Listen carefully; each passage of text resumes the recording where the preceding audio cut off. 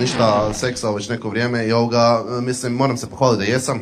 Znači, prije tjedan dana, prije 7 dana sam seksao i moram priznati da je bilo dobro.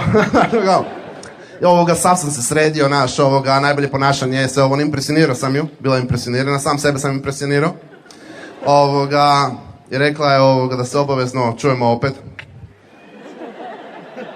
I rekla je da je svaki 3. put besplatno, tako da se čujemo još barem 2 put, znaš kao.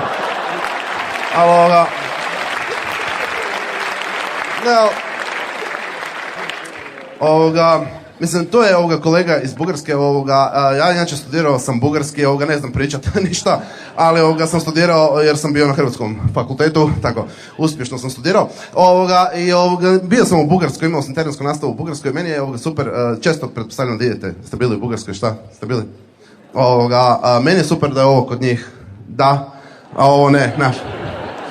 Obrnuto od ostatka svijeta, I sad, znali smo to, ali ne možeš se naviknuti i sad dođemo, ja sam prije toga bio u Srbiji i sve novce sam promijenio u srpske dinare i sad dođem s dinarima u Sofiju i kao uđemo u mjenjačnicu i kao, dobar dan, kao može ovo u leve, hvala. I rekao, mijenjaj, šta ti je, nemam jednog leva, mijenjaj, i ona kao, pa mijenjam, i aha, kao, to je da. I od onda, 100 puta dnevno, uđemo u pivnicu, kao, dobar dan, može piva ova Kamenica, može ova Zagorka, rekao, ovo uopće pivnica, ja ispadam lud, kao, dođemo u dućan sa sendvičima, pita kao, hoćete sve priloge u sendvič, mi kao, može, dobimo 2 šnite kruha, najgori sendvič ikad jeba, znaš kao. Ne, ali zato je super bilo izlaziti iz Bugarske, znaš. Ili imate šta za prijaviti?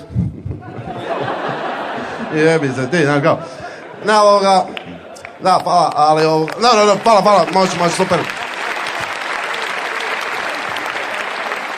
Ali ne, super mi je, mi smo sad ušli u Europsku uniju i super mi je da ćemo mi otplaćivati grčke dugove, znaš, dugo sam se tome veselio, stvarno mi je drago to. I super mi je ta Grčka, obožavam Grčku, kao Grčka ima godišnje 16 plaća. Znaš kao, 16 plaća i mi ćemo im otplaćivati vjerovatno ove zadnje 4, znaš kao. Ali super mi je, kao oni imaju 16 plaća, imaju posebne potice ako svaki dan dođu na posao. Znaš.